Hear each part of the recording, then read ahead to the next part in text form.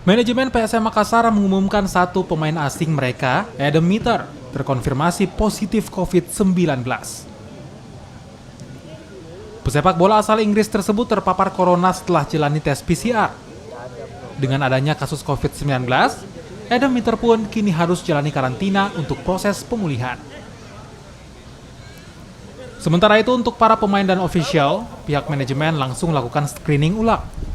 Hasilnya, semua dinyatakan negatif. Kami ingin mengkonfirmasi bahwa dalam PCR test kemarin sesuai dengan protokol regulasi yang disampaikan dari Liga bahwa ada PCR test H-1 untuk seluruh pemain dan staf ofisial, dinyatakan bahwa satu pemain asing kami, yaitu Adam Mitter, dinyatakan positif COVID-19.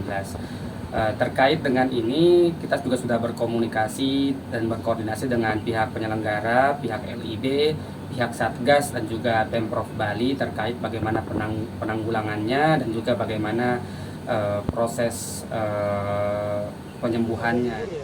Kini pihak PSM mengimbau pada para pemain dan ofisial untuk tetap patuh pada protokol kesehatan. Apalagi, kini adanya varian baru Omikron.